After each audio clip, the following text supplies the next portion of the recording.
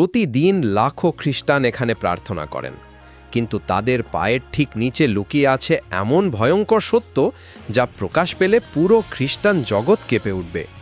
রোমের মাঝখানে মাত্র ৪৯ একরের এই ছোট্ট দেশ ভ্যাটিকান সিটি, পৃথিবীর সবচেয়ে ছোট কিন্তু সবচেয়ে রহস্যময় এবং ক্ষমতাশালী জায়গা।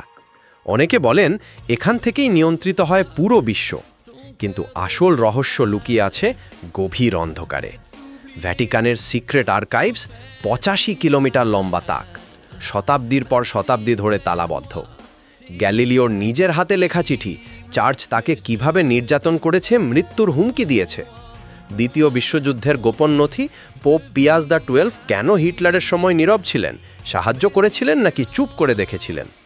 ১৫৩০ সালে মাইকেল অ্যাঞ্জেলো লুকিয়েছিলেন এক গোপন কক্ষে, দেয়াল ভর্তি নিষিদ্ধ স্কেচ, মৃতদেহ কেটে গবেষণার প্রমাণ।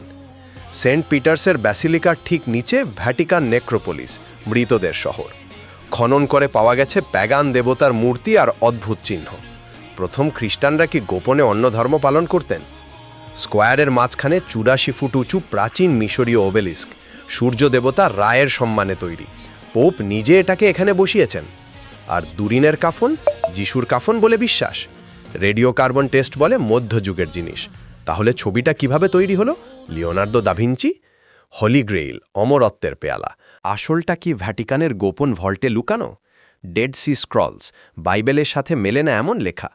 চার্চ এগুলো নিয়ন্ত্রণ নিতে চেয়েছিল কেন? কিছু স্ক্রল এখনও প্রকাশ করা হয়নি। হাজার বছরের নিষিদ্ধ জ্ঞান, গোপন সমাধি, রক্তাক্ত ইতিহাস সব লুকিয়ে আছে ভ্যাটিকানের তালাবদ্ধ ভল্টে। চার্চ চায় এই সত্য চিরকাল অন্ধকারে থাকুক, কিন্তু সত্য কখনো লুকিয়ে থাকে না।